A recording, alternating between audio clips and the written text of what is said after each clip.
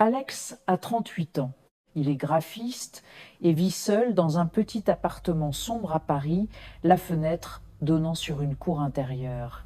Depuis son bureau, il a une vue directe sur l'appartement d'en face, celui de Clara. Chaque jour, c'est le même rituel. Il l'observe. Pour lui, Clara mène une vie parfaite. Elle fait du yoga le matin, elle sourit tout le temps, elle reçoit des amis pour dîner. Au début, c'était une curiosité innocente, une distraction dans sa routine de télétravail solitaire. Mais peu à peu, cette curiosité est devenue une véritable obsession.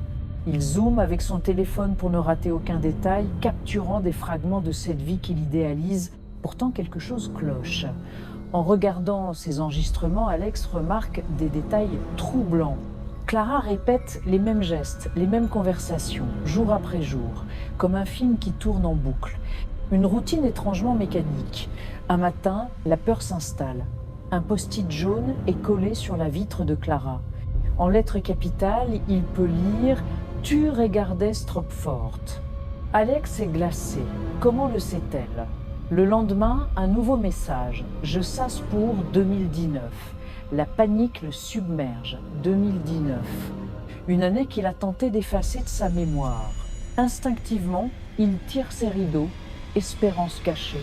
Mais un autre post-it apparaît, comme une réponse immédiate. Ferme pas les yeux. L'angoisse est à son comble. Il doit comprendre.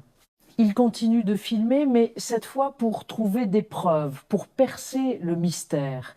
Les images qu'il capture sont de plus en plus étranges. Il voit Clara mimer des cris silencieux, son visage tordu par la douleur, puis, une seconde plus tard, arborer un sourire éclatant et parfaitement faux. Elle semble jouer une pièce de théâtre dont il est le seul spectateur. Un soir, l'horreur atteint son paroxysme. Alors qu'il la filme, Clara se tourne brusquement, fixe l'objectif de sa caméra et pointe un doigt accusateur droit sur lui. C'en est trop.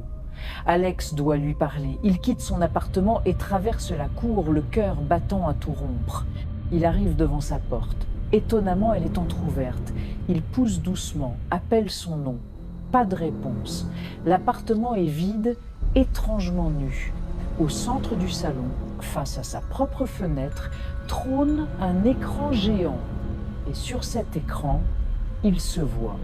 Des images de lui, à son bureau, jour après jour, en train d'observer la fenêtre d'en face. Des heures et des heures de sa propre vie projetées en boucle. Clara n'a jamais existé. Les post-it, c'est lui qui les écrivait. Dans des moments de dissociation, des messages de son propre subconscient. L'écran, c'était juste le reflet de son moniteur d'ordinateur. Clara était une hallucination, une projection pour fuir une insupportable culpabilité, le suicide de sa femme en 2019 qu'il se reproche. C'est son propre visage, déformé par la folie,